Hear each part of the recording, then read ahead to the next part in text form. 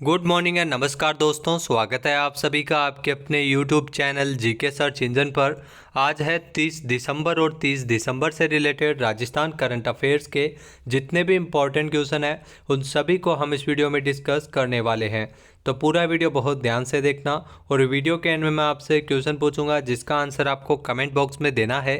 कल के वीडियो में मैंने आपसे क्वेश्चन पूछा था जो था हाल ही में राजस्थान के किस जिले की बॉक्सर अरुंधति चौधरी जिन्होंने सीनियर नेशनल बॉक्सिंग चैंपियन का खिताब जीता है। तो अरुंधति चौधरी का संबंध है वो राजस्थान के कोटा से है जिन्होंने सीनियर नेशनल बॉक्सिंग चैंपियनशिप का खिताब अपने नाम किया है। यानी कि ए ऑप्शन इसका बिल्कुल सही था। जिन दोस्तों ने ए ऑप्शन कमेंट बॉक्स में सही जवाब दिया था उनको हार्दिक शुभकामनाएं। जी हाँ, राजस्थान के कोटा की बॉक्सर अरुंधति चौधरी जिन्होंने एक बार फिर से सीनियर नेशनल बॉक्सिंग चैंपियनशिप का खिताब अपने नाम किया है। उत्तर प्रदेश के नोएडा में 21 से 27 दिसंबर के बीच आयोजित हुई 7वीं सीनियर नेशनल बॉक्सिंग चैंपियनशिप में सर्विस कंट्रोल बोर्ड सेना से अगर बात की जाए तो कोटा राजस्थान से प्रतिनिधित्व करते हुए इन्होंने 66 किलोग्राम भार वर्ग में अरुंधति ने स्वर्ण पदक प्राप्त करते हुए उपलब्धि हासिल की है। इससे पहले 2021 में आयोजित हुए सीनियर नेशनल बॉक्सिंग चैंपियनशिप में भी स्वर्ण पदक और 2022 में रजत पदक ये प्राप्त कर चुकी है। वर्तमान में इन्होंने सर्विस कंट्रोल बोर्ड सेना की ओर से खेलते हुए पदक अपने नाम किया था। तो चलिए स्टार्ट करते हैं आज के करंट अफेयर्स। पहला क्वेश्चन है, हाल ही में राजस्थान कैडर की किस महिला आईपीएस अधिकारी को सीआईएसएफ का महानिदेशक बनाया गया है? तो ये बहुत ही महत्वपूर्ण क्वेश्चन है आपके लिए। नीना सिंह है ये सीआईएसएफ की पहली महिला महानिदेशक, इनको बनाया गया है। राजस्थान कैडर की आईपीएस अधिकारी है जो आप तस्वीर में देख सकते हैं। यानी कि सी ऑप्शन इसका बिल्कुल सही है। आइए जानते हैं इम्पॉर्टेंट फैक्ट्स। तो राजस्थान कैडर की आईपीएस अधिकारी नीना सिंह जिन्होंने इतिहास रचा है, ये पहली ऐसी महिला बनी है जिन्हें सीआईएसएफ की कमान सौंपी गई है। इस जिम्मेदारी के मिलने के बाद अब इनका नाम इतिहास में शामिल हो गया है। केंद्र सरकार की ओर से जो केंद्रीय औद्योगिक सुरक्षा बल जो सीआईएसएफ का इनको महानिदेशक बनाया गया। 28 दिसंबर को नीना सिंह को सीआईएसएफ के महानिदेशक के रूप में नियुक्त किया है। नीना सिंह राजस्थान कैडर की 1989 बैच की आईपीएस अधिकारी है। उन्हें 31 जुलाई 2024 को उनके रिटायरमेंट तक इस पद पर नियुक्त किया गया है। नीना सिंह राजस्थान कैडर की पहली महिला आईपीएस अधिकारी भी बनी थी। नेक्स्ट, हाल ही में केंद्रीय पर्यटन मंत्रालय ने बूढ़ा दीत के सूर्य मंदिर को धार्मिक पर्यटन स्थल के रूप में विकसित करने के लिए सैद्धांतिक रूप से चिन्हित किया है। ये किस जिले में स्थित है? जो आप देख सकते हैं सूर्य मंदिर बूढ़ा दीत का, ये कोटा में स्थित है। यानी कि ए ऑप्शन यहाँ पर बिल्कुल सही है।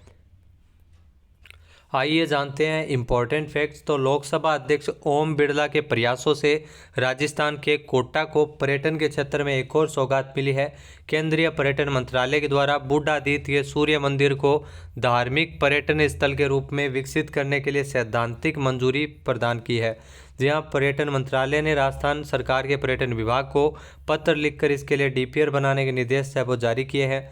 कोटा से करीब 55 किलोमीटर दूर ये बूढ़ादीत में सूर्य मंदिर जो नागर शैली में मंदिर बना हुआ है, ये 1000 से अधिक वर्ष पुराना है।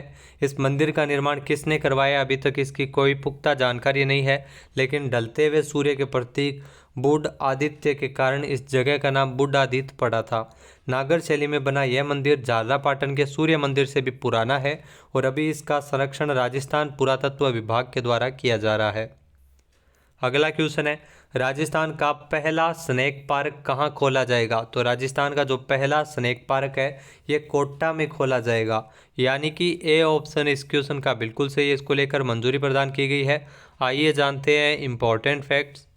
जी हाँ, प्रदेश का पहला स्नेक पार्क है ये कोटा में खोला जाएगा। इसका भवन बनकर तैयार हो गया है और केंद्रीय चिड़ियाघर प्राधिकरण ने हाल ही में इसे मंजूरी प्रदान की है। बूंदी रोड पर स्थित जो हर्बल पार्क के पास करीब 7.42 करोड़ रुपए से एक स्नेक पार्क के भूतल पर 9290 वर्ग फीट और प्रथम तल पर 6703 वर्ग फीट का भवन का निर्माण किया गया है। कोटा में ये प्रदेश का पहला स्नेक पार्क है वो तैयार किया गया है, जहां पर एनाकोंडा प्रजाति के दुर्लभ सांप समेत अन्य प्रजाति के भी सांप आपको देखने को मिल जाएंगे। कांच का विशेष जोन इसके लिए बनाया गया है और इसकी जो खास टाइल से सांपों को माहौल मिलेगा। स्नेक पार्क में 29 प्रकार के भारतीय और 4 अमेरिकन प्रजाति के सांपों की रखा जाएगा प्रजाति को। राज्य सरकार की ओर से इसके लिए 10 करोड़ रुपए का बजट भी जारी किया गया था। अगला क्वेश्चन है, हाल ही में राजस्थान उच्च न्यायालय का मुख्य न्यायाधीश किसे नियुक्त करने की सिफारिश की गई है? जी हाँ, ये ध्यान रखना, ये राजस्थान हाईकोर्ट के नए मुख्य न्यायाधीश बनाए जाएंगे मनिंद्र मोहन श्रीवास्तव, और ये 42वें मुख्य न्यायाधीश बनेंगे राजस्थान हाईकोर्ट के, यानी कि ए ऑप्शन इसका बिल्कुल सही है। आइए जानते हैं इम्पोर्टेंट फैक्ट्स। तो भारत के जो मुख्य न्यायाधीश है DY चंद्रचूड़ की अध्यक्षता में जो सर्वोच्च न्यायालय कॉलेजियम के द्वारा न्यायमूर्ति मनिंद्र मोहन श्रीवास्तव को राजस्थान हाईकोर्ट का मुख्य न्यायाधीश नियुक्त करने की सिफारिश की है। यानी कॉलेजियम की जब सिफारिश हो जाती है तो वो पूर्णतया सैद्धांतिक मंजूरी हो जाती है।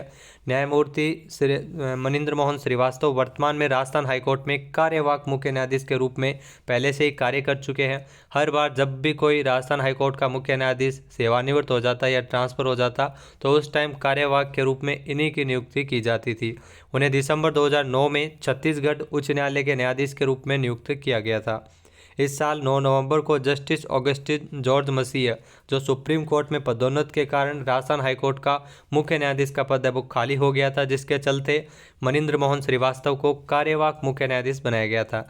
अब इनको पूर्णकालिक मुख्य न्यायाधीश बनाए जाने के रूप में इनकी सिफारिश की गई है।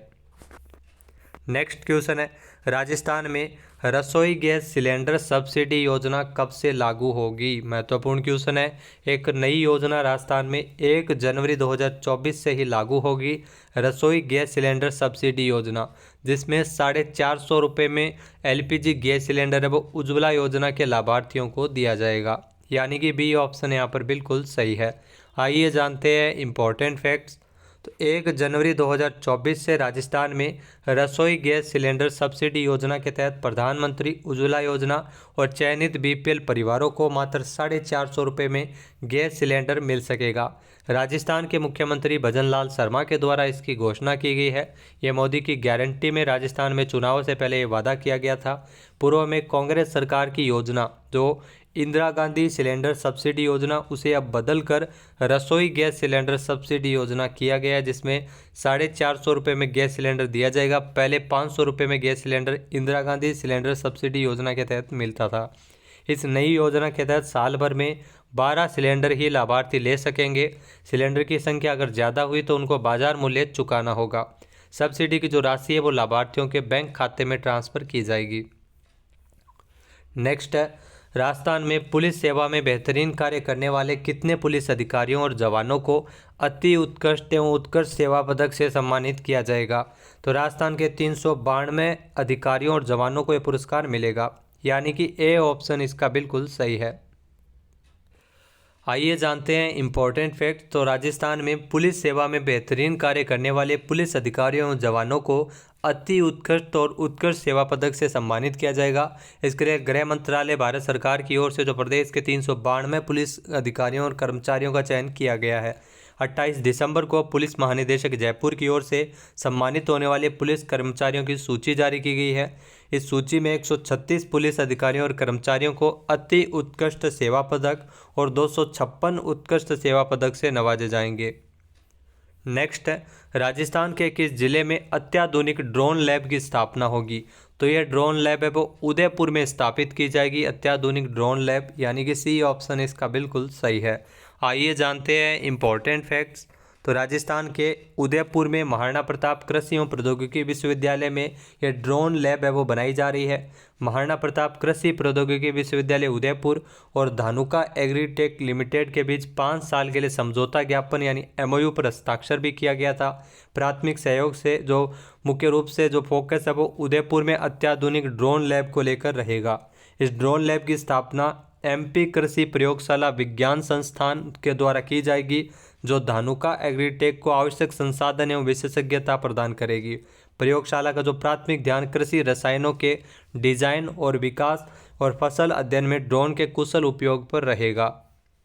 नेक्स्ट है, IPL 2024 के लिए राजस्थान रॉयल्स का सहायक और तेज गेंदबाजी कोच किसे बनाया गया है? शेन बॉन्ड है वो IPL 2024 के लिए राजस्थान रॉयल्स के जो सहायक और तेज गेंदबाजी कोच के रूप में इनकी नियुक्ति की गई थी, यानी कि सी ऑप्शन इसका बिल्कुल सही है। आइए जानते हैं इम्पोर्टेंट फैक्ट्स। तो न्यूजीलैंड के पूर्व तेज गेंदबाज और शेन बॉन्ड, जिनको आईपीएल 2024 के लिए राजस्थान रॉयल्स का सहायक और तेज गेंदबाजी कोच बनाया गया है, ये लसित मलिंगा की जगह लेंगे, जो 2 सीजन राजस्थान के साथ रहने के बाद मुंबई इंडियंस की ओर वापस लौट चुके हैं। इससे पहले शेन बॉन्ड है वो मुंबई के कोच थे और उन्होंने 2015 से 2023 तक इस फ्रेंचाइजी को अपनी सेवाएं देते हुए इन्हें 4 खिताब जिताए थे।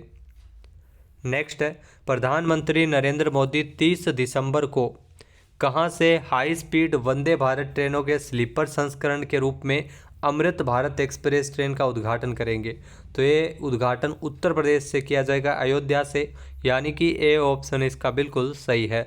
आइए जानते हैं इम्पोर्टेंट फैक्ट्स। तो भारत के प्रधानमंत्री नरेंद्र मोदी जो 30 दिसंबर को उत्तर प्रदेश के अयोध्या से अमृत भारत एक्सप्रेस का उद्घाटन करेंगे, एक्सप्रेस ट्रेनों का।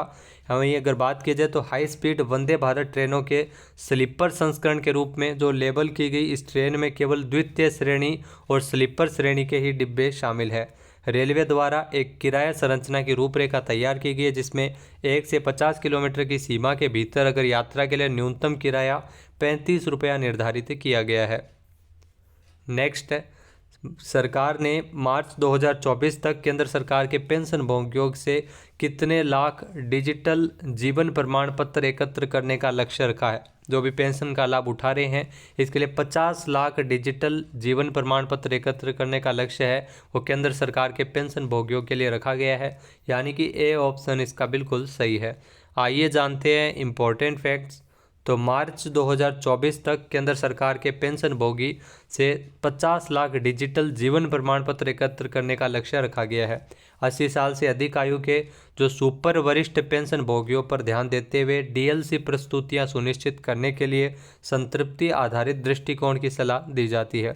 डीएलसी अभियान 2.0 के तहत इस हिस्से के रूप में 1.29 करोड़ पेंशन भोगी ने अब तक डीएलसी जमा की है, यानी जीवित प्रमाण पत्र जो डिजिटल जो लाइफ सर्टिफिकेट है वो अपलोड करना अनिवार्य होता है ताकि पेंशन है वो कंटिन्यू रहे। अब बात करते हैं आज के हमारे क्विज के, जिसका आंसर आपको कमेंट बॉक्स में देना है। तो आज का क्विज है, राजस्थान में उत्तर क्षेत्रीय संयुक्त राजभाषा सम्मेलन का आयोजन कहाँ किया गया था? एक बार फिर से सुनिएगा, राजस्थान में उत्तर क्षेत्रीय संयुक्त राजभाषा सम्मेलन का आयोजन कहाँ किया गया था? इसका सही आंसर आपको कमेंट बॉक्स में देना है। और अगर ये वीडियो आपको पसंद आए तो इसे लाइक और शेयर करना बिल्कुल ना भूलिएगा। चैनल पर नए हैं, सब्सक्राइब नहीं किया है तो अभी सब्सक्राइब बटन पर क्लिक करें। इस वीडियो की जो पीडीएफ फाइल है वो आप वीडियो के डिस्क्रिप्शन बॉक्स से डाउनलोड कर सकते हैं और इस क्वेश्चन का आंसर आप वोट करके भी कर सकते हैं। वीडियो देखने के लिए धन्यवाद। जय हिंद, जय भारत, जय राजस्थान।